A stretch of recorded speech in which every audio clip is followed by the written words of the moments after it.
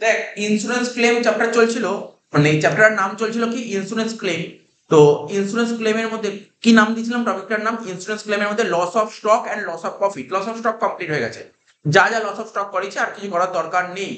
এবার একটাই টপিক বাকি, লস অফ প্রফিট। ঠিক আছে, লস অফ প্রফিট বাকি আছে।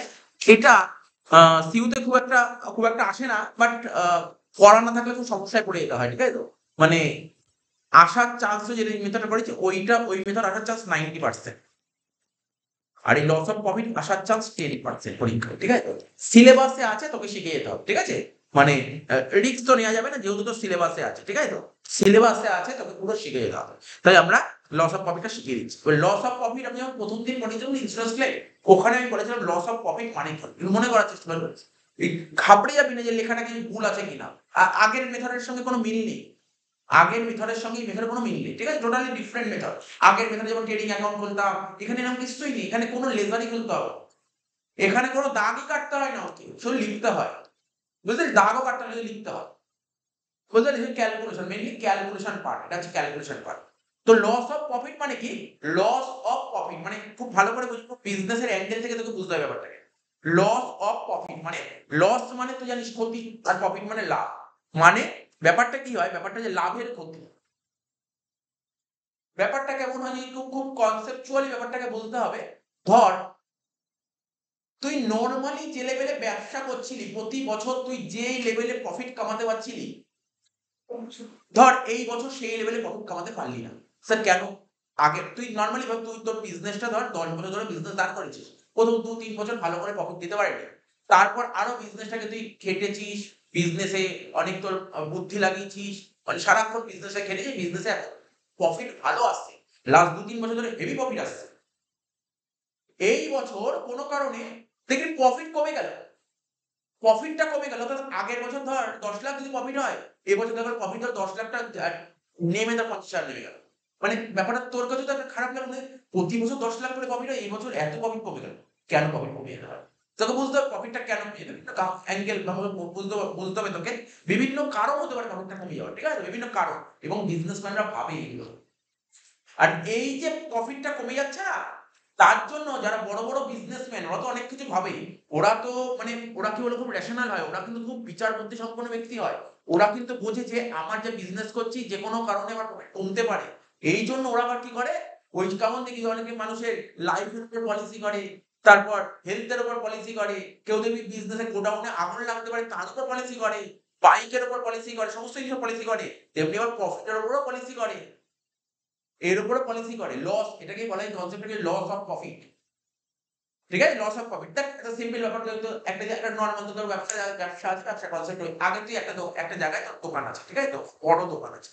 এবার তুই কোনো কারণে তোর দোকানটা বহুদিনের, তোর দাদুর আমলের দোকান, দাদুর আমলের দোকান নানান দিক দিয়ে ভেঙে ভেঙে পড়ছে, বুঝতে পারলি তো, এই দোকান বেশি চালানো যাবে না। কিন্তু তোর দোকানের যা এখন রেপুটেশন, দোকানটা কিন্তু বন্ধ করতে পারবি। তোকে কি করতে হবে, দোকানটা একটু তোকে দোকানটা শিফট করতে হবে, শিফটিং করতে হবে। অর্থাৎ ওই বিল্ডিংটাকে পুরো ভেঙে দিবি। বুঝেছিস ব্যাপারটা, কল্পনা করবি ওই বিল্ডিংটাকে পুরো ভেঙে দিয়ে নতুন করে বিল্ডিং তৈরি করছিস। তাহলে একটা বিল্ডিং নামাতে কতদিন সময় লাগবে? তো আপনার হাতে তোর টাকা প্রচুর আছে, মানলাম টাকা প্রচুর আছে, বিল্ডিং নামাতে টাইম লাগবে তো, 2 মাস, 3 মাস, 5 মাস, 6 মাস লাগবে, আমি মানলাম 2, 3, 5, 6 মাস লাগবে। তো 6 মাস তো তোর ওখানে দোকানটা বন্ধ হয়ে গেল। তাহলে তোর বিজনেস সাথে একটা জায়গায় শিফট করে নিয়ে যাওয়া হবে। তুই আগে যেখানে যে ব্যবসা করছিলি, যেই লেভেলে কামাতে পারছিলি, কি মনে হয় ওই কামাতে পারবি ওখানে? সিম্পল ব্যাপার, উদাহরণ ভাব, শ্রীলেদার্সের দোকান আছে, ওর কোনো কারণে বিল্ডিংটা অনেক পুরনো হয়ে গেছে, ড্যামেজ হয়ে গেছে। ঠিক আছে, ও চাইছে কি ওর দোকানটাকে একটু এক্সচেঞ্জ করতে, মানে দোকানটা ওখানেই থাকবে। এখন যেই লেভেলে ব্যবসা হচ্ছে, দোকানটা ওখানেই থাকবে। ও দোকানটাকে এখন কি করবে, দোকানটাকে কনস্ট্রাক্ট করবে, নতুন করবে, রেনোভেট করবে, বা বলবে ওই কিছু ভেঙে ভেঙে গেছে আবার নতুন করবে দোকানটা। তাহলে ওর যে দোকানে জুতো কুতো আছে, সমস্ত দোকানটাকে অন্য জায়গায় শিফট করতে হবে। তাহলে ও যেই লেভেলে আগে পার ডে যে লেভেলে সেল দিতে পারতো, ও যখন দোকানটা শিফট করলো 3-4 মাসের জন্য, সেই সেল দিতে পারবে। তা ও আগে যে লেভেলে প্রফিট কামাতো, এই 3-4 মাসে কি সেই লেভেলে প্রফিট কামাতে পারবে? না। তাহলে ওর প্রফিটের অনেক ক্ষতি হলো না। এই চিন্তা ভাবনা থেকেই অনেক বড় বড় বিজনেসম্যানরা ইন্স্যুরেন্স কোম্পানির কাছে পলিসি করায়। এই পলিসিটাকেই বলা হয় লস অফ। বুঝতে পারলি কনসেপ্টটা কি, লস অফ প্রফিট? এটা আমি নরমাল কথা বললাম। এবার যেটা তোদের মনের মধ্যে অনেক কারণ ঢুকতে পারে, সেটা বলবে। তোরা বলবি স্যার ধরুন বিজনেসে আগুন লেগে গেল, হ্যাঁ এটা হতে পারে। এটা তো হতেই পারে, এটা তো কমন কথা, বিজনেসে আগুন লেগে গেল। আজকে তোর বিশাল বড় একটা দোকান আছে, বিশাল বড় দোকান, ছোটখাটো ব্যবসার কথা বলছি, ছোটখাটো ব্যবসায় লস অফ প্রফিট করায় না। ছোটখাটো বিজনেসে লস অফ প্রফিট করায় না, যাদের বিজনেসে কোটি কোটি টাকা প্রফিট হয় তারাই লস অফ প্রফিটে যায়। বুঝতে পারলি কি বললাম? তো লস অফ প্রফিট, আর এর জন্য তো কিন্তু ইন্স্যুরেন্সও প্রিমিয়ামও তো ভালো দিতে হয়, তোকে প্রিমিয়ামটা তো ভালো দিতে হয়, ঠিক আছে? তো তো খুব একটা কেউ করায় না, তো শুনেছিস তো আশেপাশে শুনছি লস অফ প্রফিট, জানি না ও কি করবে, গোডাউনে আগুন লাগলো তার উপর পলিসি করে, এইগুলো শুনেছি আমরা, কিন্তু এরকম পলিসি করাই না, ঠিক আছে? তো আমি তোকে বলছি যে লস অফ প্রফিট ব্যাপারটা কিন্তু গোডাউনে ধর আগুন লেগে গেল, আগুন লেগে গেলে পুরো দোকানে যা স্টক ছিল সব তো পুরো ধ্বংস হয়ে গেল, তাই তো? ধ্বংস হয়ে গেল, বুঝতে পারলি তো? বা ধর কোনো তোর গোডাউনটা পুরো নষ্ট হয়ে গেল, তাহলে ওকে নতুন করে বিজনেসটা আবার তৈরি করতে হবে, আবার দোকান তৈরি করতে হবে, ঠিক আছে? তো দোকান তৈরি করতে তো একটা সময় লাগবে, বা ধর ওর দোকানে যা ব্যবসা ছিল, সেই দোকানে যা মালপত্র আছে, তো সেইগুলো ও অন্য কোথাও নিয়ে গিয়ে ব্যবসা করা শুরু করলো, কিন্তু সেই প্রফিটটা কি কামাতে পারবে? মানে প্র্যাকটিক্যালি কথা না। তো এই সমস্ত বিভিন্ন চিন্তা ভাবনা থেকে লস অফ প্রফিটটা করা, মানে বেসিক্যালি আমি যেটা বললাম, এই শিফটিং এর ক্ষেত্রে এটা হয়। এবার তোকে না পরীক্ষায় সব বলে দেবে, এবার এই করার না এখানে কি হয়, চ্যাপ্টারে প্রচুর পুরো ক্যালকুলেশন, এগুলো পুরো ক্যালকুলেশন বেস, ঠিক আছে? আর যা হবে পুরো টাইম লাইনে, টাইম লাইন যার ক্লিয়ার সেই কিন্তু অঙ্ক করতে হবে, টাইম লাইন, এটা একটা টাইম লাইন, এটা কোন বছর, যে বছর ধর গোডাউনে আগুন লাগছে সেই বছরের ঘটনা হচ্ছে।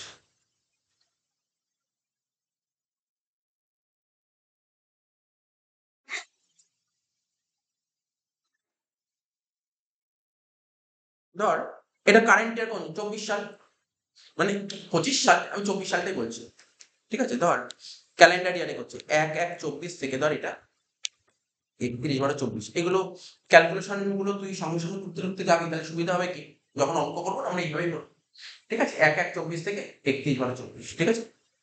এটা কারেন্ট ইয়ার।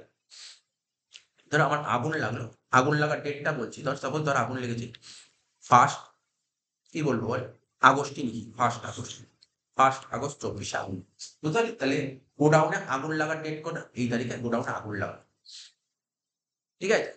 এটা কি কোন বছর করলাম, এটাকে করলাম কারেন্ট ইয়ার। তাহলে যেই দিন আগুন লাগলো, আগুন তো 1/8/24 লাগলো, এই সময় থেকে এই সময়কাল, এইটুকু সময়, ঠিক আছে? আমি একটা টাইম লাইন করে দিলাম, এই যে এখানে একটা দেখে আমি গ্রিন কালি দিয়ে হাইলাইট করে মাথায় রাখি, আচ্ছা ঠিক সেম একটা ডেট আঁকবো ওপরে, আগের বছর, কি বললাম এটা কোন বছর করবো, আগের বছর,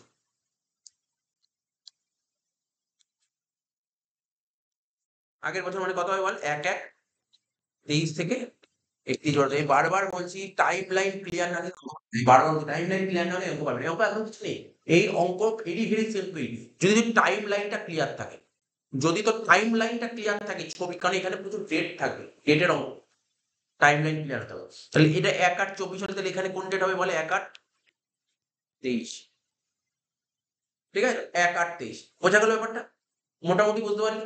আচ্ছা এবার দেখ কি লিখবো, একটা কথা, একটা টার্ম বলবে এই চ্যাপ্টারে অঙ্ক করতে গেলে, বলবে ডিসলোকেশন পিরিয়ড, একটা কথা বলবো ডিসলোকেশন পিরিয়ড, এই ডিসলোকেশন পিরিয়ডেরই আরেকটা নাম কি বলতো, ইনডিমিনিটি পিরিয়ড, ইনডিমিনিটি, এগুলো টার্ম গুলো দিয়ে দেবে, টার্ম গুলো সম্পর্কে তোকে পরিচিত হতে হবে, মানে এই টার্ম গুলো তোর কাছে নতুন থাকবে, ঠিক আছে? টার্ম গুলো সম্পর্কে তোকে পরিচিত হতে হবে, ঠিক আছে? এই টার্ম গুলো তোকে জানতে হবে, নাহলে তুই অঙ্ক করতে অসুবিধা হবে, কারণ পরীক্ষায় যখন অঙ্ক করবি, বা আমি যখন অঙ্ক করবো বইয়ে যে অঙ্ক দিয়ে বইতে এই টার্ম গুলো লেখা আছে, তো টার্ম গুলো পড়ে তুই বুঝতে পারবি লাইনটার মানে আবার কি। তাহলে কি বললাম, এই যে এই সময়কালটাকে লিখছি, নামগুলো লিখবি প্রত্যেকে, ইনডেমিনিটি পিরিয়ড,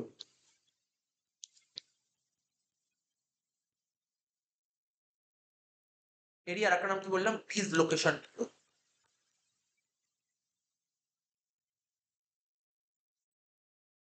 তার মানে কি বললাম বল, আমার গোডাউনে আগুন লেগেছে কোন তারিখ বললাম বল, 1/8/24 আগুন লেগেছে, ঠিক আছে? এই তারিখে গোডাউনে আগুন লেগেছে, আর এই যে গ্রিন কালিতে হাইলাইট করলাম, আর এটা তো পুরো বছর, তার মানে এইটুক সময়, ঠিক আছে? এইটুক সময়, তাহলে বুঝতে পারলি আমার ইনডিমিনিটি পিরিয়ড করলাম, আর এটাই হচ্ছে, আর হচ্ছে এটাকে বলা হয়, এই ছবিটা হয়ে গেল।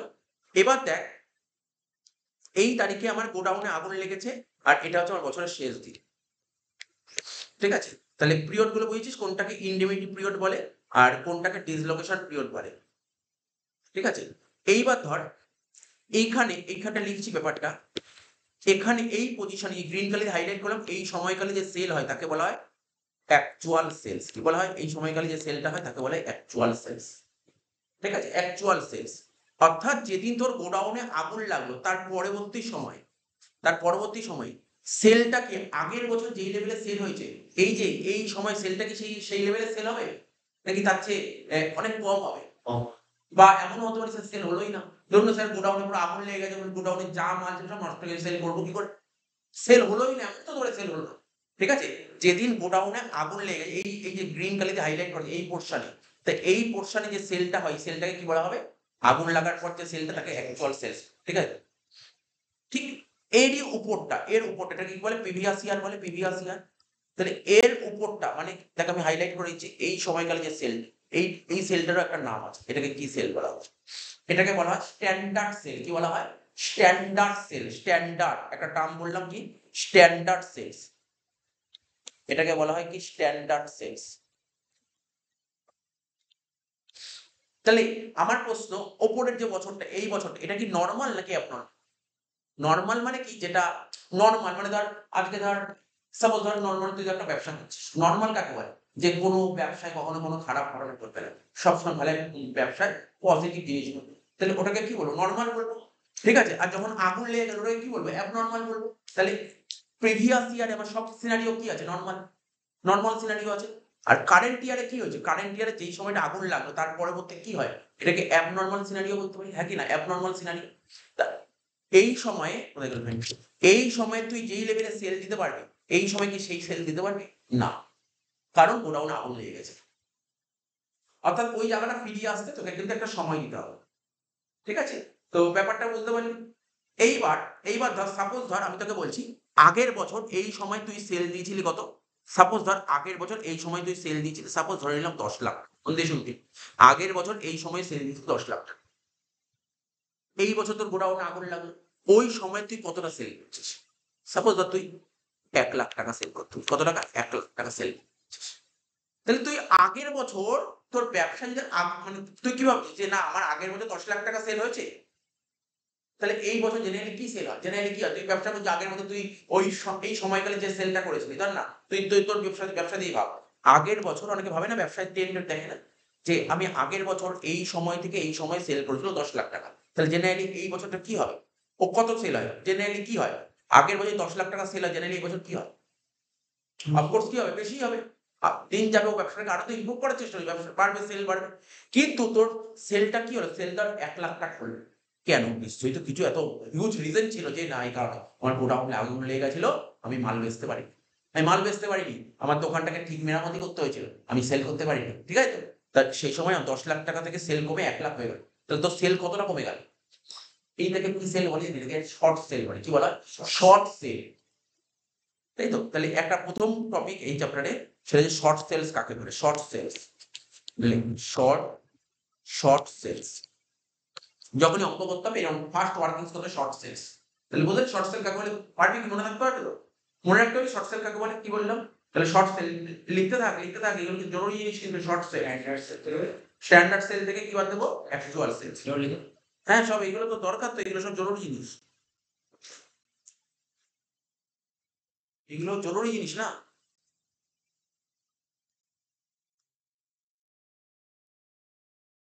ওই তো,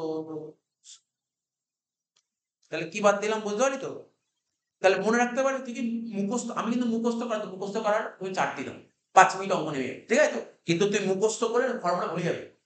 তোকে বোঝাচ্ছি ফর্মুলা গুলো। স্ট্যান্ডার্ড সেল থেকে কি বাদ দেবো বল?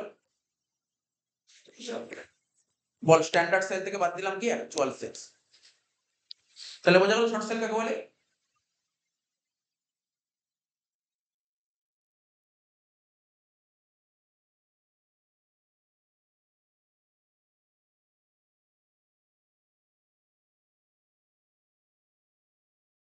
বলো তো? তো সাপোজ ধর আমাদের উদাহরণে কি ছিল? স্ট্যান্ডার্ড সেল কত ছিল বল? 10 লাখ টাকা। বল, স্ট্যান্ডার্ড সেল কত ছিল? 10 লাখ টাকা। আর অ্যাকচুয়াল সেল কত ছিল বল? 1 লাখ টাকা। তাহলে আমার শর্ট সেল কত হলো? 9 লাখ টাকা। তাই তো? 9 লাখ টাকা, 9 লাখ টাকা শর্ট সেল। এইবার এই জন্য তুই পলিসি করে রাখিস। ব্যাপারটা দেখ, এবার না তোকে না কোশ্চেনে বলে দেবে জিপি রেশিও তোকে বলে দেবে জিপি রেশিও কোন বছর জিপি রেশিও বলবে বল দেখি। আচ্ছা বল দেখি, তোরা বল দেখি, এই বল, তোরা বল দেখি জিপি রেশিও, তোর জিপি রেশিও কোন বছরটা বলবে? তুই কারেন্ট ইয়ারের জিপি নিয়ে কাজ করা হবে নাকি প্রিভিয়াস ইয়ার জিপি নিয়ে করা হবে? মুখস্থ না যে আমি আগের টপিকে করেছি প্রিভিয়াস ইয়ার মানে প্রিভিয়াস ইয়ার না, টপ মানে কনসেপচুয়ালি বোঝ কোন ইয়ারের জিপি। আরে তুই যে বছর লস হয়েছে জিপি সবসময় আমরা কার উপর করে? জিপি সবসময় কার উপর করে? একটা দেখ, জিপি সবসময় কার উপর করে? আমরা শুধু নরমালের উপর করি, নরমাল। যে বছর তোর ঠিকঠাক দেখ, এ বছর তুই সারা বছর ব্যবসা করলি কোথায়? এ বছর তো তুই দেখ নরমাল কাকে বলে? তুই আগের বছর যে লেভেলে ব্যবসা করেছিস এ বছর যে ওই লেভেলে বিজনেস করতে হলে তো নরমাল বলবে। নরমাল তো নয়, এ বছর তোর অ্যাবনরমাল তৈরি হয়েছে। এ বছর তো তোর অ্যাবনরমাল, ওই বছর তো নরমাল কোথা থেকে হলো? তাহলে সবসময় যে জিপি রেশিও বের করা হবে না আগের বছরের উপর। তারপর মাথার মধ্যে গেঁথে ফেলবি না এই বছরের উপর হবে না। এবছর হবেই না, এই বছরের উপর সবসময় আগের বছরের উপর। ঠিক আছে তো? তাহলে আগের বছর কেন হবে? আগের বছর পুরো নরমাল সিনারিও ছিল। পুরো নরমাল ছিল। আগের বছরে কোনো গোডাউনে আগুন লাগেনি। আগের বছর পুরো স্মুথ বিজনেস চলেছে। এবছর কি স্মুথ বিজনেস চলেছে? না, বিজনেসে অনেক বাধা এসছে। জিপি রেশিও, তাহলে আগের বছর জিপি রেশিও, ঠিক আছে, জিপি রেশিও লিখবো কি? GP ratio, GP ratio of previous year, of previous year, of previous year. আরে বইয়ের কিছু অঙ্ক হবে না, তোকে শেখানো হবে। যদি এই কনসেপ্ট শিখিয়ে দিই বইয়ের অঙ্ক না তুই ভালো ইজিলি করতে পারবি, বুঝলি? কনসেপ্টটাই main. GP ratio previous year কত, কত পার্সেন্ট? সাপোজ ধর 20%।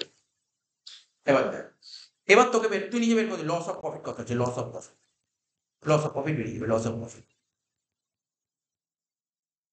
দেখ আমার সেল সেল কত কমে গেল? এবছর সেল 9 লাখ কমে গেল। তো 9 লাখ টাকা সেল কমে গেল, যদি 9 লাখ টাকা সেল হতো তাহলে তুই 20% কামাতে পারতি। তাহলে কত কামাতি? 1,80,000 কামাতি। তাহলে এখন কি সেই 1,80,000 কামাতে পারলি? তো এই 1,80,000 কি হলো? তোর প্রফিট এর লস হলো না? বুঝতে পারলি? What is loss of profit? কনসেপ্টটা বুঝতে পারলি? লস অফ প্রফিট জিনিসটা কি? তার মানে তোর যদি এই আগুনটা না লাগতো তাহলে তুই আশা করছি যে, আমি মানলাম যে স্যার আপনি কি করে গ্যারান্টি দিয়ে বললেন যে আগের বছর 10 লাখ টাকা সেল করেছি মানে এই সময় 10 লাখ টাকা সেল করেছি, 12 লাখ টাকা সেল করতে পারতাম। হ্যাঁ, অবশ্যই করতে পারিস। কিন্তু তোকে কি ইনফরমেশন দিয়েছে 12 লাখ টাকা সেল করেছিস? যখন কিছু বলেনি ধরে নিচ্ছি 10 লাখ টাকা সেল করছে। তা বুঝতে পারলি তো? তাহলে তুই 9 লাখ টাকা যদি আগুন না লাগতো 9 লাখ টাকা আরো বেশি সেল করতি। তো 9 লাখ টাকা সেল করলে তুই 20% প্রফিট মানে 1,80,000 টাকা প্রফিট কামাতে পারতি। কিন্তু তোর আগুন লেগে যাওয়ার ফলে অর্থাৎ সেল কমে গেল। আর সেল কমে গেল বলে প্রফিটটা কম কামালি। কত টাকা প্রফিট কম কামালি? 9 লাখের 20%, 1,80,000, এটাকেই বলে লস। বোঝা গেল? What is loss of profit? কনসেপ্টটা বুঝতে পারলি তো? তাহলে দেখ অনেক আমি রিয়েল বলছি, আমি দেখেছি অনেকে মুখস্থ করে এইগুলো ফর্মুলাগুলো, ফর্মুলা মুখস্থ করার দরকার নেই। জাস্ট ফর্মুলাটা বোঝাটা খুব জরুরি। এই ছবিটাই কিন্তু মেইন। বারবার বলছি ছবিটাই মেইন। আমি দেখেছি অনেকে ধর অনেক আমি দেখেছি অঙ্ক করার সময় যে এত ফাস্ট করতে হবে, যেন ট্রেন ধরতে হবে। এরকম অনেকে অঙ্ক করে দেখতে পাচ্ছি আমি। তো অনেক ট্রেন ধরতে হবে যেন না টাইম লাইন করবো না। এরাই আগে গিয়ে পরীক্ষার আগে আগে ভুল করো। Loss of profit, loss of প্রফিটটা কত হলো? 9 লাখ টাকার উপর 20%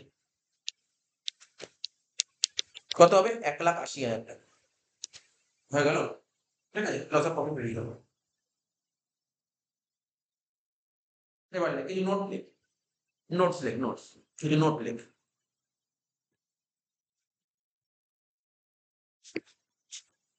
1 নম্বর নোট লেখ, স্ট্যান্ডার্ড সেলস।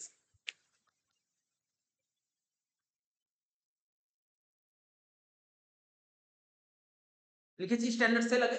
এবার লেখ স্ট্যান্ডার্ড সেল কাকে বলে। লেখ, it refers to the sales, it refers to the sales, ঠিক আছে, affected in the preceding year,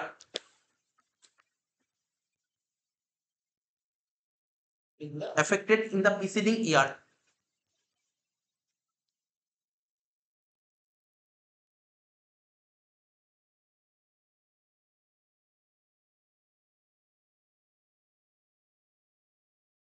corresponding to the, corresponding to the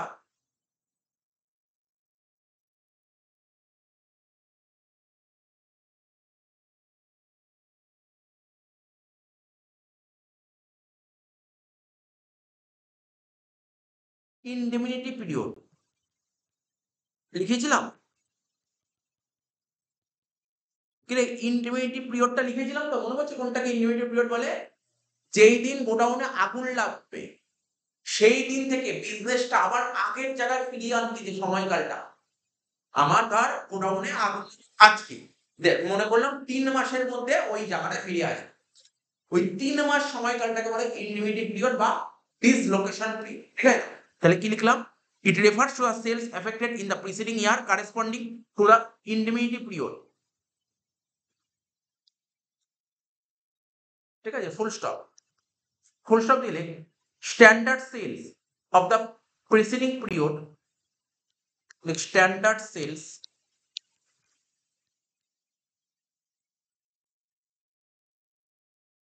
of the preceding period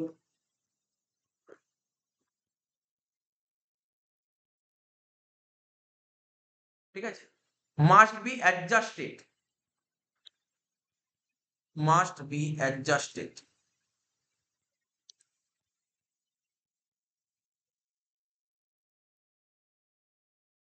in the light of future, in the light of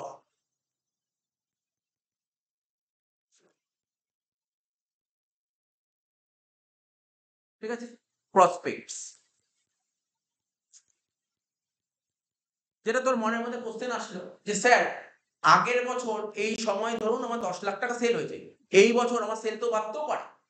generally তুই আজকে তুই যে লেভেলে ব্যবসা শুরু করেছিস, তুই কি চেষ্টা করবি পরের বছর খেটে ব্যবসাটাকে আরো বড় করার চেষ্টা করবি, নাকি চাইবি মানে ভ্যালু কমে যাবে না, তাই না? সঙ্গে বাড়তে পারে, হ্যাঁ ঠিক আছে, বাড়তেও পারে কমতেও পারে। জেনারেলি সবাই কি করে, সেলটা বাড়বে, সেল বাড়বে। তুই প্রথম আগের বছর যদি মনে করিস তুই টার্নওভার মানে সেল, ধর আগের বছর দেখা গেল তুই ব্যবসায়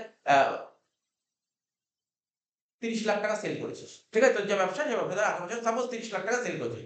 সেলটাকে সেল ৩০ লাখ টাকা সেল মানে এমন কিছু না, সেল সেল মানে প্রফিট না, sell.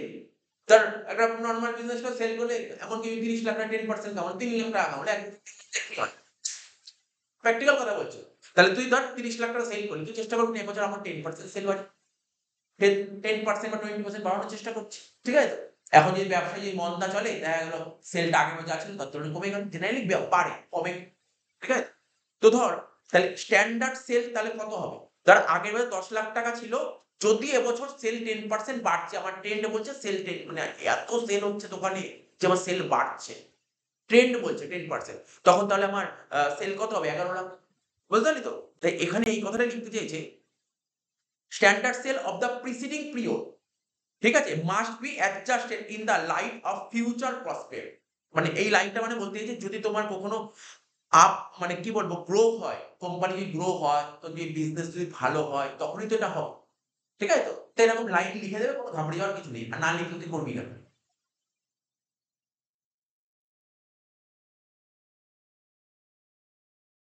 Next point, like actual sales, এটা তো বলতে হবে না, বুঝেই গেছি অ্যাকচুয়াল সেলস কাকে বলে। কোন সময়টা অ্যাকচুয়াল সেলস বুঝেছিস তো? যেদিন গোডাউনে আগুন লাগবে সেই সময়, তারপর থেকে লেখ turn over during the intermediate period, লেখ টার্ন ওভার, টার্ন ওভার মানে সেল, ঘাবড়ে যাবি না, turn over during the intermediate period.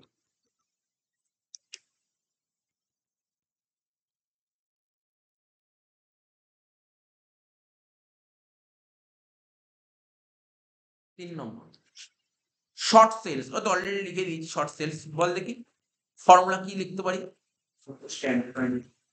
Standard minus actual, বা এটা ভালো কথা বলছি, standard minus actual, standard sales minus actual sales. ৪ নম্বর ইন্ডিমিডিয়েট পিরিয়ড, ঠিক আছে, intermediate period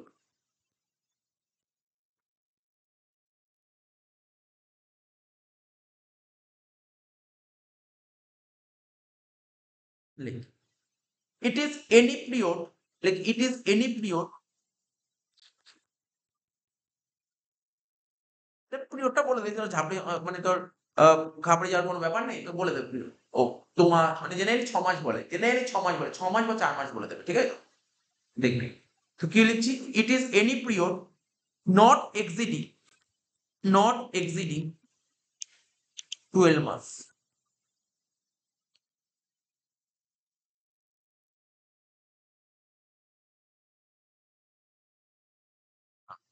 not exceed 12 months from the date of damage, from the date of damage, from the date of damage, ঠিক আছে, during which the results,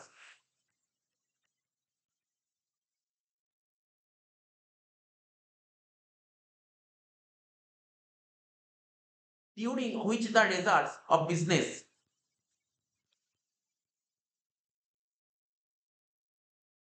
ঠিক আছে, shall be affected,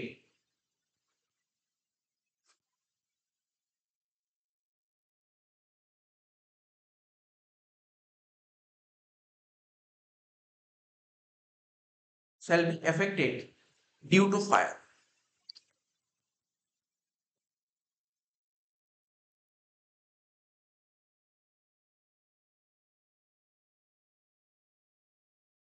5 নম্বর লিখ, এখানে করতে গেলে একটা আসবে অ্যানুয়াল টার্নওভার বলে একটা কথা আসবে, annual turnover.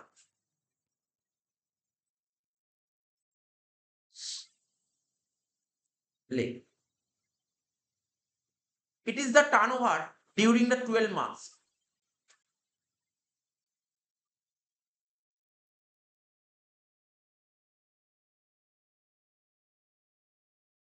it is the turnover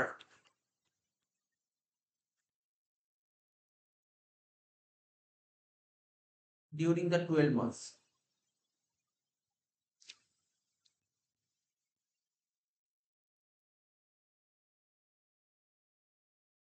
it is the turnover during the 12 months just preceding date of fire.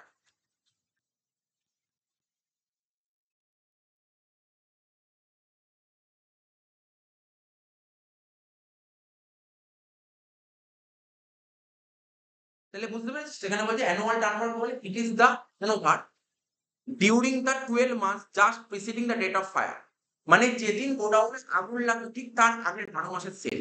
Sir মানে ছবিটার দিকে দেখা, আগুন লেগেছে কবে গোডাউনে, এখানে 1/8/24, ঠিক তার আগের 12 মাসের সেল, মানে কোনটা বুঝতে পারছিস তো, 1/8/23 থেকে 1/8/24, বুঝতে পারলি, যেদিন গোডাউনে আগুন লাগবে ঠিক তার আগের 12 মাসের সেল, এটা কিন্তু তোকে মাথায় রাখতে হবে। এই দেখো, তাহলে কোথায় করবো, এখানে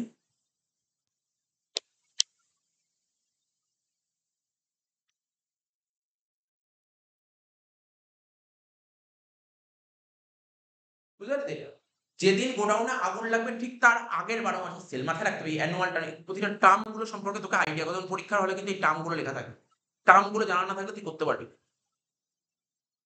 বা ধর এমনও হতে পারে তোর পরীক্ষায় অ্যানুয়াল টার্নওভার লিখে দিল, তাহলে কি লিখে দিল, টার্নওভার ডেট দিয়ে দিল, কেমন ডেট দেবে, ও তোকে ইচ্ছা করে ডেটটা দেবে কেমন বলতো, ও বলবে 1/8/23 থেকে 1/8/24, তারপর বুঝে নিতে হবে এটাই অ্যানুয়াল টার্নওভার, বললো টার্নওভার পিরিয়ড বলে দেবে। 6 নম্বর পয়েন্ট, লাইক 6 নম্বর point,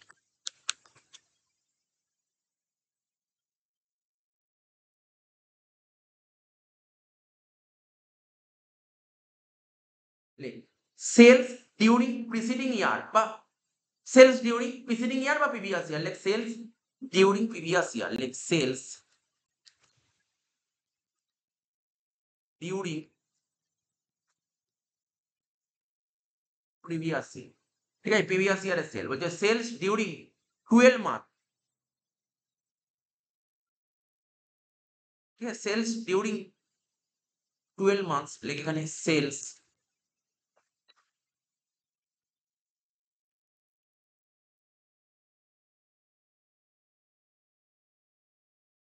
sale during 12 months just preceding year of fire, just preceding year of fire,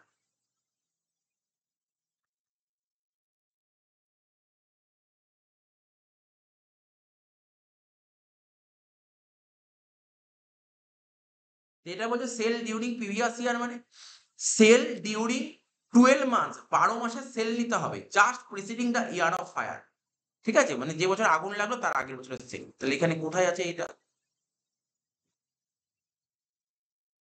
এটা কি করতে হবে বলতো, এটা আগের বছরের সেলটা নিতে হবে, আগের বছরের সেল, মানে একদম পুরো 23 সালের সেলটা নিতে হবে, 23 সালের সেল, অঙ্ক করতে গিয়ে ব্যাপারটা ক্লিয়ার হবে।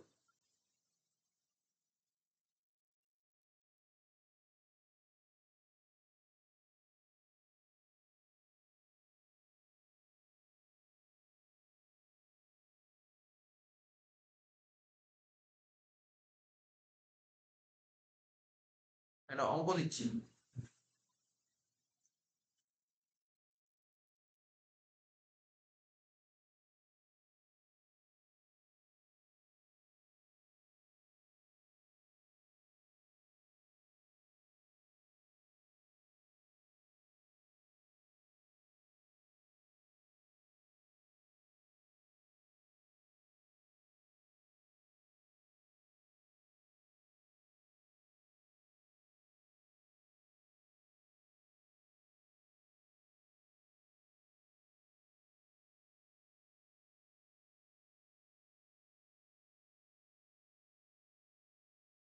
লিখবি, হ্যাঁ লিখ। কোশ্চেন নাম্বার 1 লিখ। ছোট্ট কোশ্চেন, 2 লাইনের কোশ্চেন। ফায়ার অকার্ড, লিখ ফায়ার অকার্ড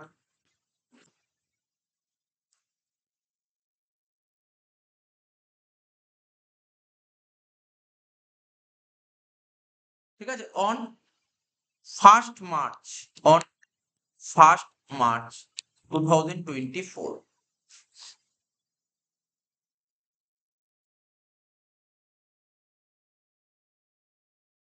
তারপর লিখ normalcy was achieved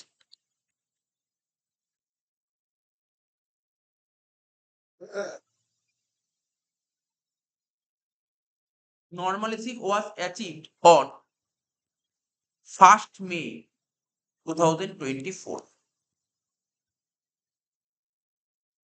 মানে তোর গোডাউনে আগুন লেগেছে এই তারিখে, দেখ গোডাউনে আগুন লেগেছে 1st March 2024।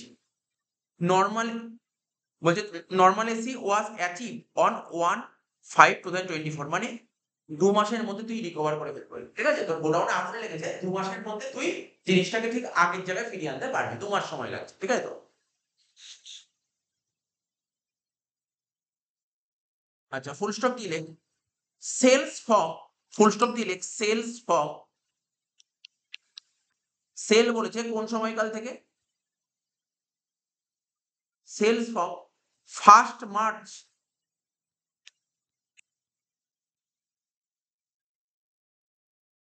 কত হবে, এখানে 24 বলেছে, তাহলে কোন সাল হবে বল, ঠিক আগের বছর 23। এটা কোশ্চেন আমি বলছি তোকে, তুই নিজে নিজেই বলছো। Sale from 1st March 2023 to 1st May কত লিখবো বল, 2023, ঠিক আগের বছর, দেখ ঠিক আগের বছর। কত বলেছে, ₹1,00,000, ফুল স্টপ।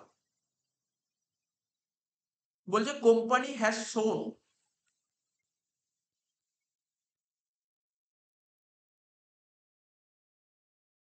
কোম্পানি হ্যাজ শোন an increase of 10%, ঠিক আছে, ডিউরিং 2023, ঠিক আছে তো, ওভার দ্য সেলস,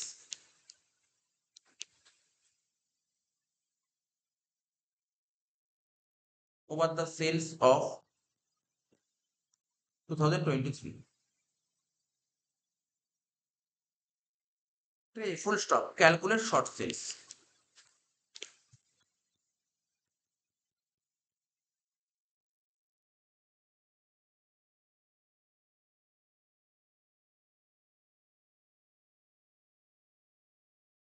ধর এরকম টাইম লাইন ড্র করলাম, এটা ধর 1/1/23 থেকে 31/12/23, এটা কিন্তু আগের বছর ড্র করলাম, এটা আগের বছর, হ্যাঁ। আর কারেন্ট ইয়ার এবছর ড্র করছি, এবছর কি হচ্ছে 1/1/24 থেকে 31/12/24, ঠিক আছে। তোর গোডাউনে আগুন লেগেছে 1/3/24, আর এরকম সময় আগুন লাগলো, গোডাউনে আগুন লাগলো 1/3/24, ঠিক আছে। এবার তুই গোডাউনটা আগের জায়গায় ফিরিয়ে নিয়ে আসলি কবে, 1/5/24 মধ্যে, আর এরকম সময় 1/5/24 মধ্যে আগের জায়গায় ফিরিয়ে নিয়ে আসলি। এই সময়কালটাকে কি বলা হয়, ইন্ডিমিটি পিরিয়ড। আর এই সময় সেল কত বলছে, 1/3/24 থেকে 1/5/24 দেখ বলে দিয়েছে।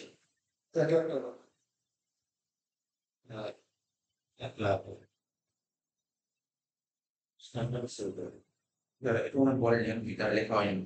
Thank you.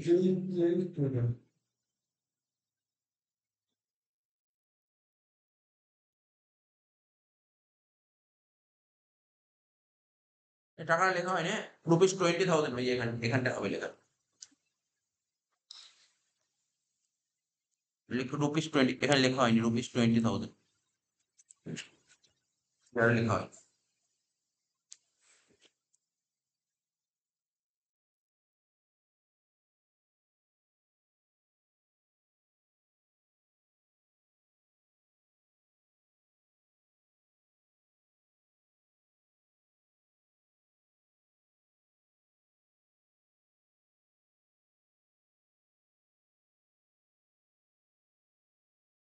ঠিক আছে, এই জায়গায় 20,000 এটা লেখা হয়নি, তার মানে এই সময় সেল বলেছে 20,000। ঠিক তার আগের বছর এখানে বলছে 1/3/23 থেকে এখানে হচ্ছে কত, 1/5/23। এই সময়কালে সেল বলেছে কত, দেখ এই সময় সেল বলেছে 1,00,000 টাকা।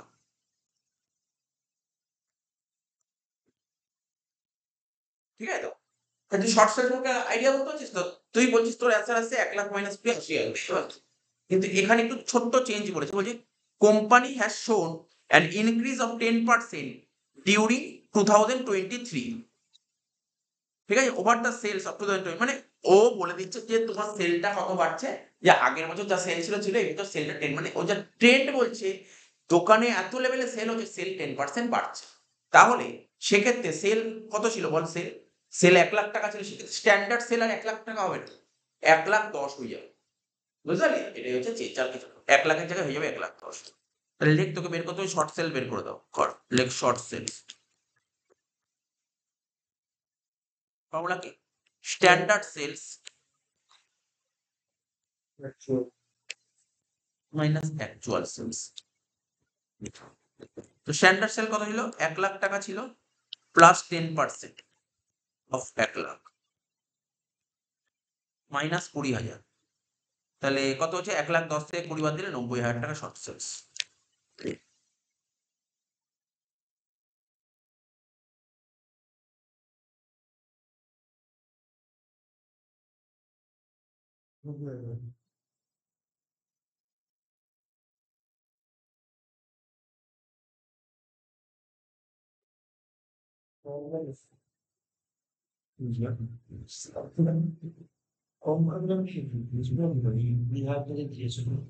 বল ডেট বল, কিছু সমস্যা? No, no, if higher occurred on 1st March 2024, হ্যাঁ, normalcy was achieved on 1st May 2024.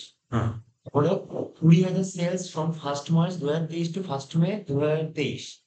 আর তারপর আমরা 1,00,000 লিখি। এই জায়গাটা মানে এই জায়গাটা মানে লেখাটা একটু গন্ডগোল আছে। কোশ্চেনটা একটু গন্ডগোল রয়েছে, হ্যাঁ, এক মিনিট দেখে নিচ্ছি। normalcy।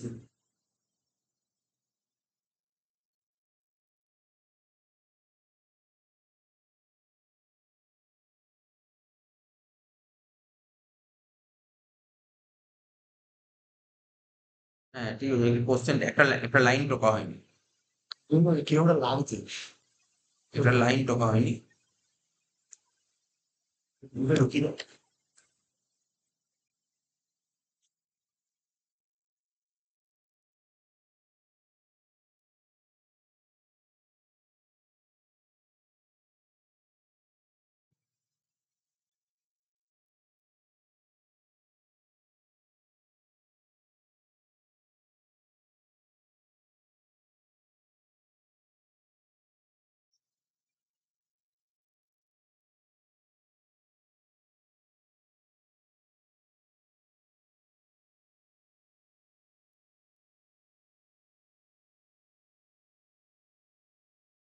এটা ঠিক ছিল, এতই ছিল, এই জায়গাটা একটু চেঞ্জ করতে হবে।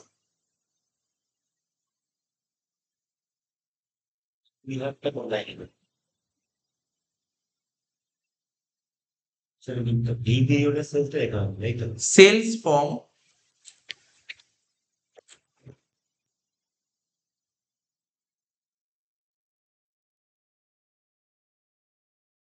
1/3/24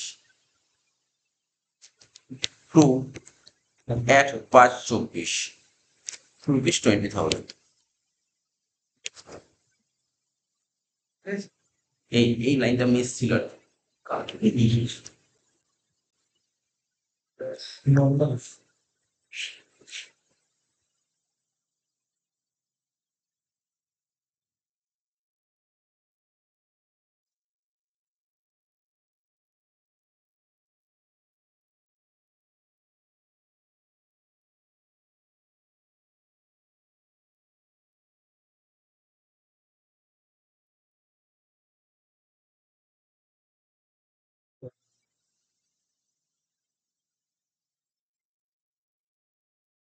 লেখ এবার লেখ steps to be followed in computation of loss of profit লেখ steps to be followed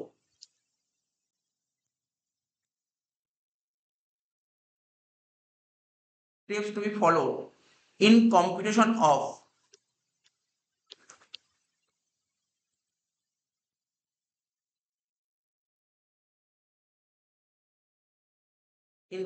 loss of stock ঠিক আছে প্রথমে লিখবো স্টেপ ওয়ান কি করতে হবে ক্যালকুলেশন অফ শর্ট সেলস যেটা তোকে শেখালাম ক্যালকুলেশন অফ শর্ট সেল কিভাবে বের করতে হয় এটা তোকে শেখালাম ঠিক আছে শর্ট সেল কি করে বের করতে হবে সেটা তোকে শেখালাম ঠিক আছে শর্ট সেল তো বুঝতে পারলি তো এবার চলে আস স্টেপ টু কি বলছে লেখ ক্যালকুলেশন অফ জিপি রেট এটা তো আগে একটা অঙ্কে জিপি রেট বলে দিল 20% বলে দিয়েছিল না কিন্তু তোর পরীক্ষায় 20% বলে দেবে তো 10 নম্বর অঙ্ক হলো কি করে ও তোকে বলবে তুমি জিপি রেশিওটা বের করে দাও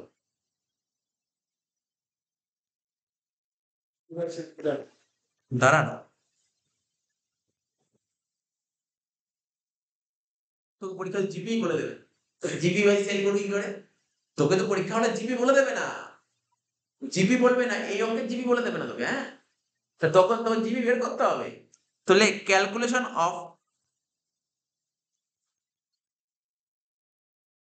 ক্যালকুলেশন অফ জিপি রেট ঠিক আছে of preceding year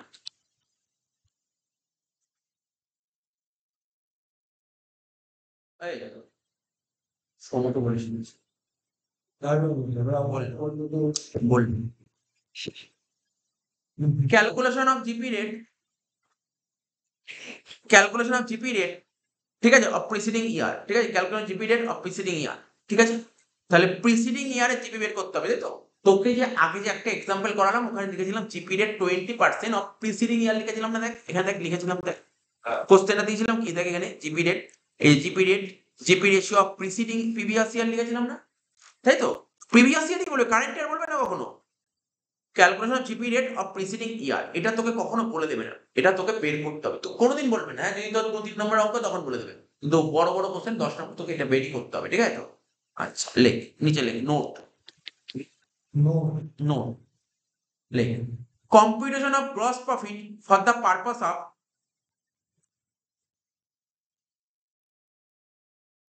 computation of gross profit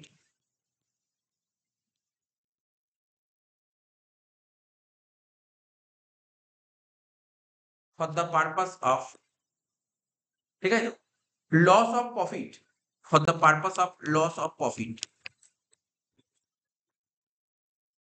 ঠিক আছে তো loss of profit policy is different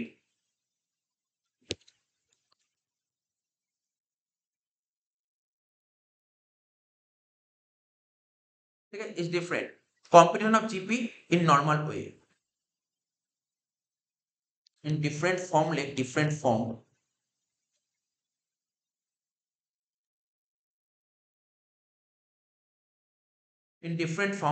computation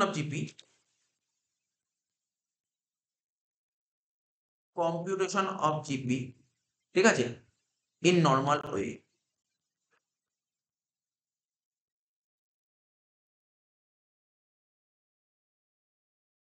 GP ratio বের করার ফর্মুলা ও বললো জিপি বাই সেলস ইনটু 100 একদম ঠিক বলে জিপি বাই সেলস ইনটু 100 কিন্তু এই ধরনের অঙ্কের ক্ষেত্রে জিপি তোকে বলে দেবে তাহলে তোকে সবার প্রথম কি করতে হবে জিপিটা বের করে নিতে হবে ঠিক আছে জিপিটা বার করতে হবে সেই জিপি বের করার জন্য ঠিক আছে কি করতে হবে লেখ পাশে লেখ it can be understand, it can be understand, it can be understand by two following cases, by two following cases। তাহলে জিপি তো তোকে বলে দেবে না, জিপি বার করতে হবে। জিপি দু রকম ভাবে বের করা যায়, জিপি দু রকম ভাবে বের করা যায়। কিভাবে? যদি কোশ্চেনে নেট প্রফিট বলে দেয় তখন এক রকম ফর্মুলা, আর যদি নেট লস বলে দেয় তখন আর একটা ফর্মুলা। ঠিক আছে তো? এটাই লিখছি। লেখ রোমান 1 দিলে when profit and loss account, when profit and loss account show, ঠিক আছে, net profit, show net profit। 2 number, when profit and loss account show net loss। আমি তোকে ফর্মুলা দিয়ে দিতে পারি, একবারে ফর্মুলা দিতে পারি, কিন্তু আমার মতে বলে আমি একটা অঙ্ক করালে তোর ফর্মুলা কিছু মনেই রাখতে হবে না, আমি ডাইরেক্টলি অঙ্ক করা যাবে। So একটা লিখো profit and loss account show net profit, আর একটা when profit and loss account show net loss.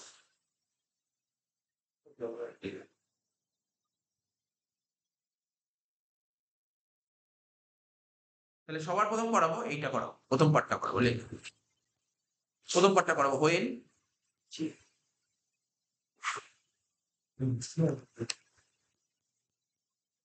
Profit and loss account show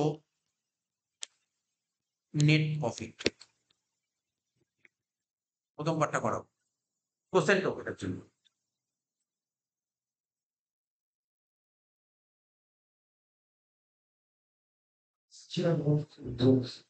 না না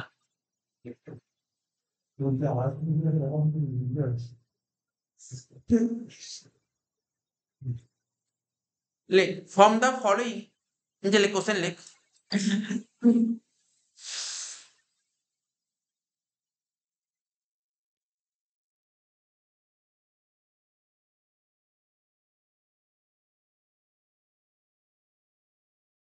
like from the following trading and profit and loss account, from the following trading and profit and loss account, trading and profit and loss account, you are required to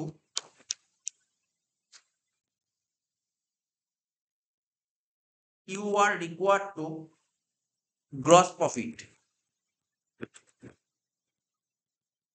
you are required to gross profit for the purpose of insurance claim।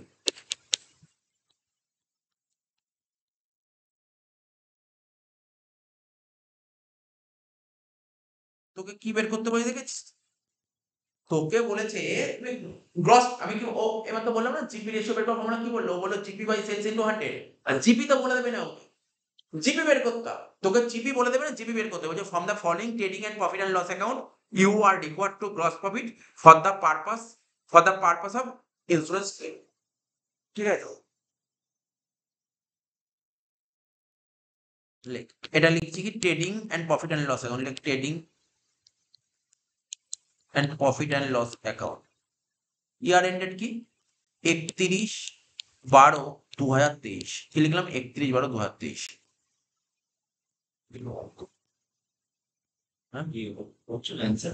না না আমি ধর এই অঙ্কটা নাও করাতে পারতাম, আমি কেন করাচ্ছি অ্যাকচুয়ালি জিপি রেশিও যে ফর্মুলা আছে না, ফর্মুলাটাকে কি করে মনে রাখতে হবে টেকনিকটা শেখাচ্ছি।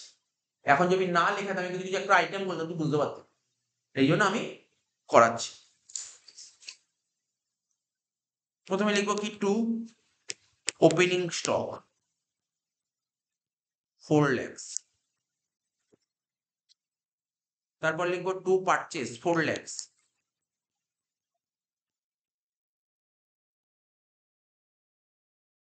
Two direct expenses 2,80,000,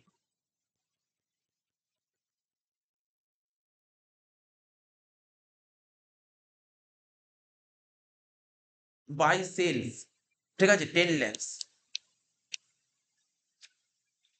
by closing stock 80,000, to gross profit কত 3 lakhs। এবার দেখ চেঞ্জে বলে লাভ নেই, স্যার যদি এরকম অঙ্ক দিয়ে দেয় তো জিপি দিয়ে দেবে। অ্যাকচুয়ালি তোর পরীক্ষার হলে যেমন কোশ্চেন সেট করবে না, ও তোকে ট্রেডিং ফেল করে দেবে। ঠিক আছে, ও তোকে পরীক্ষা হলে নেট প্রফিট বলে দেবে, ও তোকে গ্রস প্রফিট বলবে না, ও তোকে নেট প্রফিট বলবে। তার মানে তোকে নেট প্রফিট থেকে জিপিটা বের করতে হবে, বুঝতে পারি তো? নেট প্রফিট থেকে তোকে জিপি বের করতে হবে, এটা তোকে মাথায় রাখতে হবে। 10,80,000 হচ্ছে তো এটা, তাই তো হচ্ছে, দেখতো কত হচ্ছে?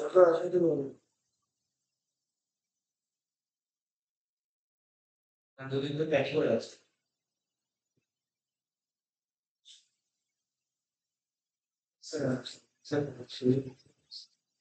না না, এখানটা একটু দেখতো, 4,00,000, এদিকে 10,00,000 আর 80,000, এটা কত হচ্ছে? 4,00,000, 8,00,000, 6,00,000, এখন 6,00,000, 9,80,000,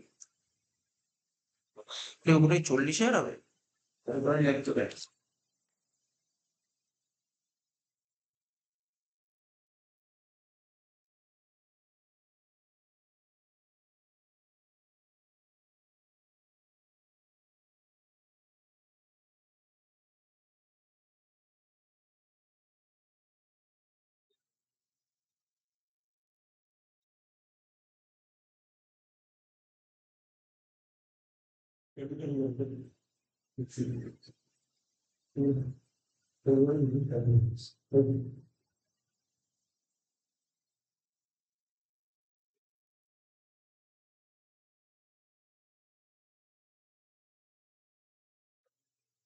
এটা 40,000 করি,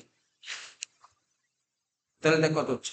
10,80,000 মাইনাস 40,000 মাইনাস 4,00,000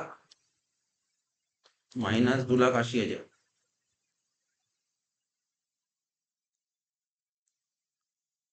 3,60,000 হচ্ছে, 3,00,000 হচ্ছে না। টোটাল করে 10,80,000, এটা কত? 10,80,000, এখানে লিখি বাই জিপি, বাই জিপি কত হলো? 3,60,000।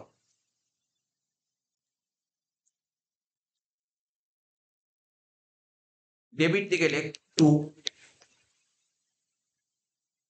Variable expenses,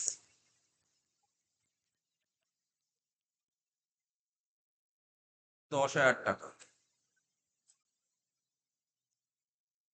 two standing charges. এই আগে পিএল অ্যাকাউন্টে, পিএল অ্যাকাউন্ট এরকম নাম লেখা থাকতো না, অন্য কোনো নাম লেখা থাকতো, স্যালারি লেখা থাকতো, রেন্ট লেখা থাকতো, ডেপ্রিসিয়েশন লেখা থাকতো, এরকম লেখা থাকতো। তো এরকম জাতীয় খরচা লেখা থাকে, তাই তো? এখানে খরচা করে দিয়েছি, ভেরিয়েবল এক্সপেন্স দিয়েছে, স্ট্যান্ডিং চার্জেস দিয়েছে 1,80,000, আর কি? নেট প্রফিট, বাকিটা ব্যালেন্সটা হচ্ছে নেট প্রফিট। তো 3,60,000 থেকে এটা বাদ দিয়ে দেখ, 3,60,000 থেকে 1,90,000 বাদ দিয়ে দেখ। তারপরে 70।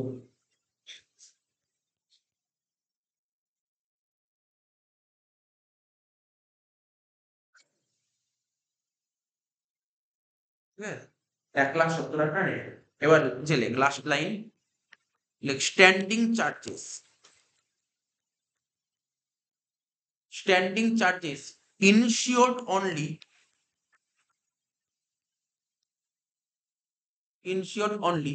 to the extent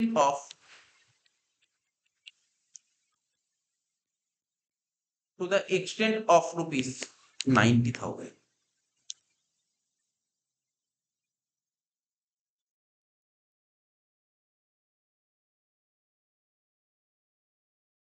তোকে গ্রস প্রফিট বের করতে হবে, তো তোর পরীক্ষার হলে দেখ, আমি তোকে যেটা বলছি এটা খুব জরুরি জিনিস, এইটা খুব, কারণ দেখ এই ধরনের অঙ্ক এরকম ভাবে কোশ্চেন ঢুকে দেবেন, এরকম তোর ট্রেডিং মানে প্রফিট এন্ড লস করে দেবেন। এটা কেন বোঝাচ্ছি, তোকে ফরম্যাটটা কি করে মনে রাখতে হবে সেটা শেখানোর জন্য বলছি। ও তোকে পরীক্ষার হলে না এইটা তোকে দিয়ে দেবে, নেট প্রফিট করে দেবে, তাহলে নেট প্রফিট থেকে গ্রস প্রফিটটা বের করবে। এবার দেখ, নর্মালি যারা বিজনেসম্যান যারা হয়, ওদের দৃষ্টিভঙ্গিতে কি, চিন্তা ভাবনা কি থাকে, ওরা ওরা কিসের কিসের পলিসি করে, দেখ ভালো করে শোন। তুই বলি স্যার ব্যবসা থেকে যেমন লস হচ্ছে না, দেখ লস অফ প্রফিটের ওরা পলিসি করে। এই তোকে বোঝালাম না যে আগে একটা অঙ্ক করলাম লস অফ প্রফিট, এই দেখ শর্ট সেলস হলো 90,000 টাকা, আগের নম্বরটা দেখ, নেই এখানে, নেই, লস অফ প্রফিট হলো কত হলো? 1,80,000। ওরা এর পলিসি করে। তুই ভাব তোর ব্যবসাটা মানে আগুন লেগে গেল, ব্যবসাটা কন্টিনিউ করতে মানলাম 6 মাস সময় লাগে, ঠিক? এবার তুই 6 মাস সময় লাগবে, স্ট্যান্ডিং চার্জেস কাকে বলে? তোরা তো ফোর্থ সেমে পড়ছিস, তোরা সেকেন্ড সেমে ওই ওভারের চ্যাপ্টার পড়েছিলি। ওভারের মেশিন আওয়ার রেট বলে একটা টপিক ছিল, মনে পড়ে? ওখানে একটা লেখা থাকতো standing charges, non standing charges. Standing charges মানে কি শিখিয়েছিলাম? Fixed overhead. স্ট্যান্ডিং চার্জেস এর আরেকটা নাম হচ্ছে ফিক্সড ওভারহেড। যেমন যেমন ধর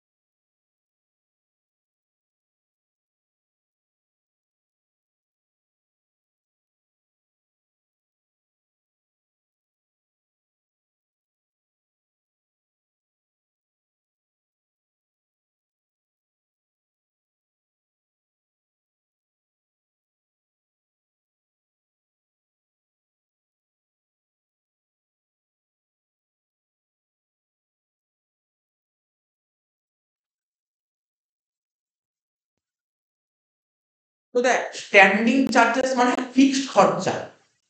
শুধু যেই খরচা তোকে করতেই হবে, সে তোর দোকান চলুক বা না চলুক, যে খরচা, সাপোজ ধর 6 মাসের জন্য তোর ব্যবসাটা ভালো চললো না, তো 6 মাসে তোর যে কোম্পানির যে কিছু পেটেন্ট ওয়ার্কার আছে, তাদেরকে তোকে বসিয়ে বসিয়ে মাইনে দিতেই হবে, দিতেই হবে, আর না তোকে ছাঁটাই করে দিতে হবে।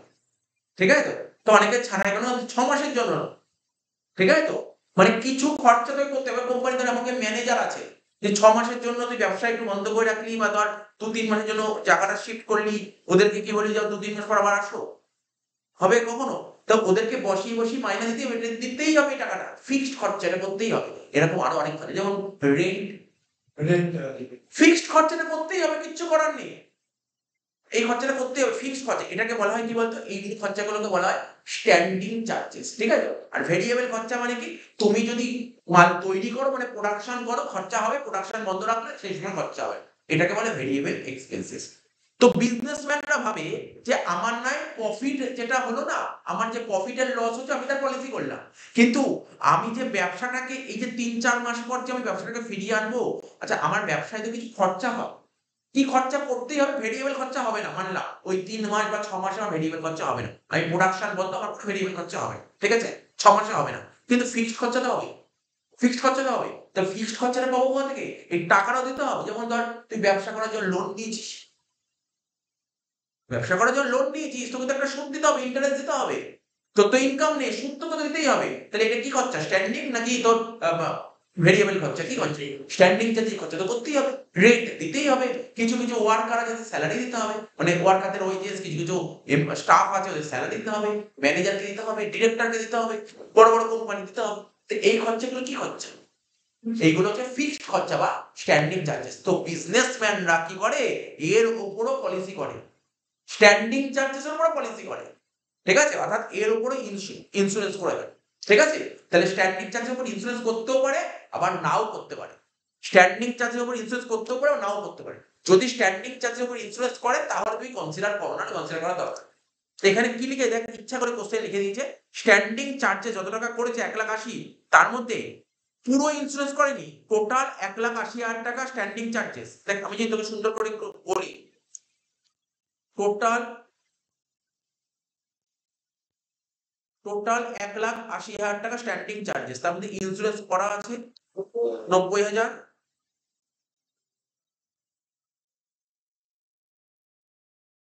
তার মধ্যে ইন্স্যুরেন্স করা আছে 90,000 আর ইন্স্যুরেন্স করা নেই 90,000। কোথায়? আচ্ছা, তার মানে এটা হচ্ছে ইনসিওর,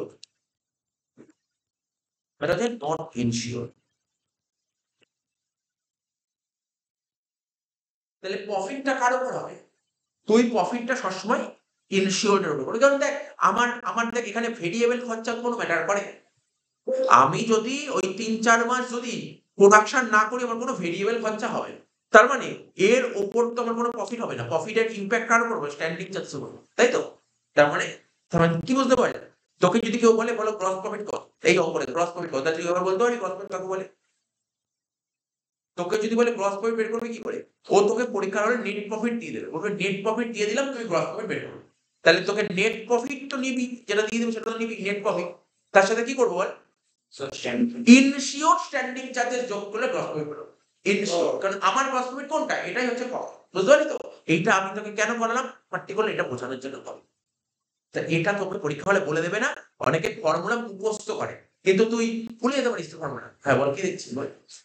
অনেকে তো ফর্মুলা ভুলে যেতে পারে, কিন্তু এটা মনে রাখার টেকনিকটা দেখবি। তাই বললাম নেট প্রফিট, কারণ আমি আর ফর্মুলা আর তোর ট্রেডিং পেল খোলাবো, প্রথমে একটা অঙ্ক যদি করানো নেট প্রফিট আমি কি যোগ করবো? Ensure, like ensure standing charges.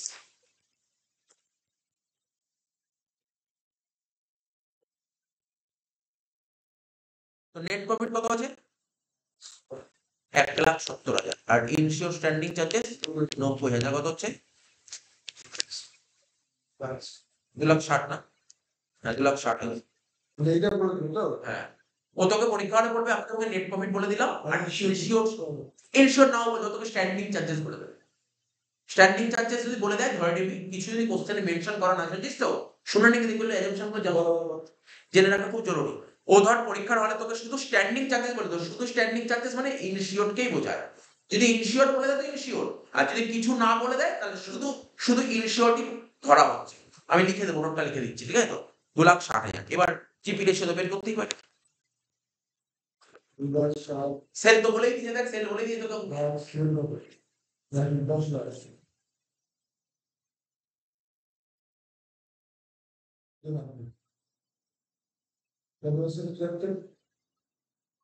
Formula কত হলো? 2,60,000 আর সেল কত বলেছিল আমাদের? 10,00,000 টাকা ইন্টু 100, 26%। 26%। তো তোকে শিখিয়ে দিলাম জিপি রেশিও কি করে বের করবে। ঠিক আছে, তোকে শিখিয়ে দিলাম কি করে জিপি রেশিও কি করে, বুঝতে পারলি ব্যাপারটা? দিলাম। তো এটা কিন্তু একটা করে কনসেপ্ট, এই কনসেপ্ট গুলো ক্লিয়ার রাখতে, তাহলে তুই অঙ্কের মধ্যে অঙ্কগুলো সব বুঝে যাবে। আর একটা সেকেন্ড পার্টটা,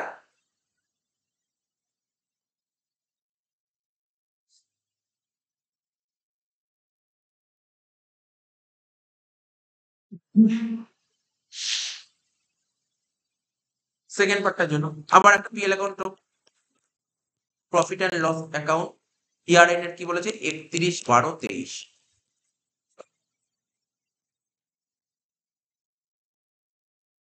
ও তোকে ডাইরেক্ট বলে দিয়েছে জিপি, না ডাইরেক্ট বলে জিপি, জিপি কত বলে? 60,000 টাকা। জিপি কত বলে দিয়েছে? 60,000। আর এখানে বলেছে বাই নেট লস, কে দিয়েছে? By net loss.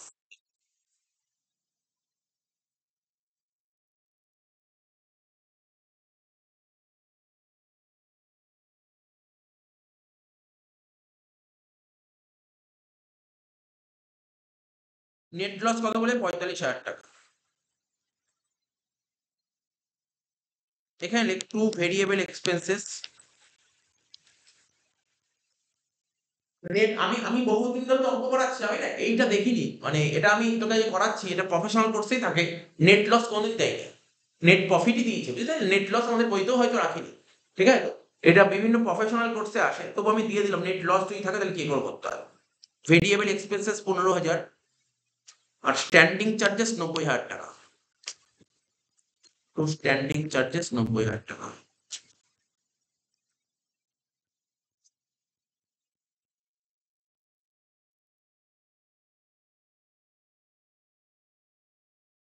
লেখ স্ট্যান্ডিং চার্জেস আর ইনসিওর, নিচে লেখ standing charges are insured only to the extent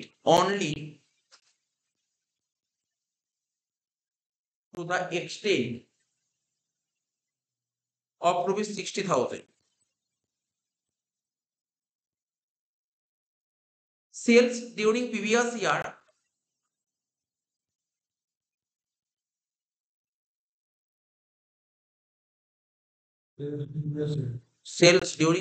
year rupees 10 lakhs. এই ছিল কোশ্চেন। ঠিক আছে, এই ছিল কোশ্চেন। তুমি কি বের করতে বলছে? Calculate gross profit. বুঝলি তো? আচ্ছা, গ্রস প্রফিট মানে কোন গ্রস প্রফিট? এই loss of profit related gross profit.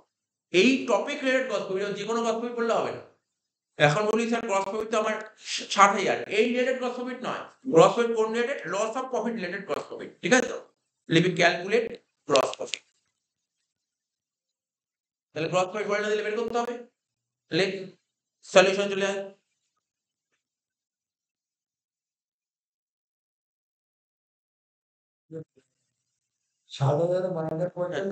হ্যাঁ, ওরকমই বলছি, কিন্তু ব্যাপারটা বুঝতে হবে, একটু বুঝতে হবে, ব্যাপারটা একটু বুঝতে হবে।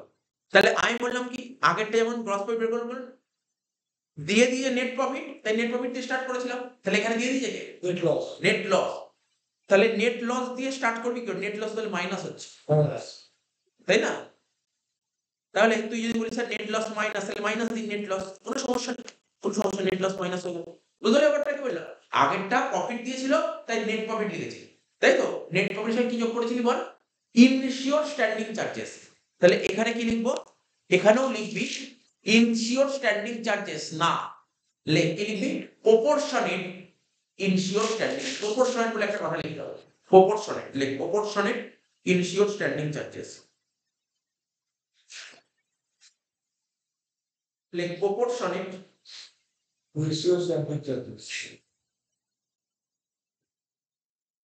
নেট লসটা কত বেরিয়েছিল দেখি।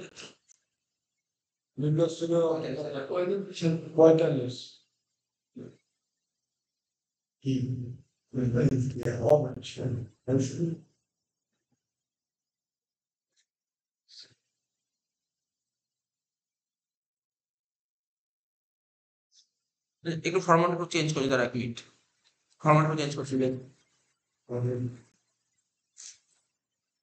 লেখ প্রথমে লেখ ইনশিওর, প্রথমে লেখ insured standing charges.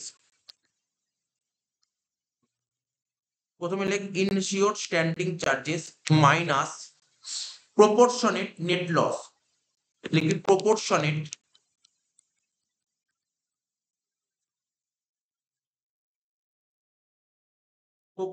net loss with proportion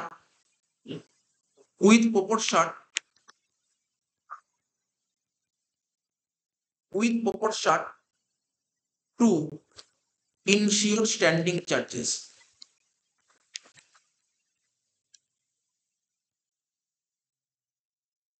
এবার ইনশিওর স্ট্যান্ডিং চার্জেস তো লঙ্কা কত বলেছিল?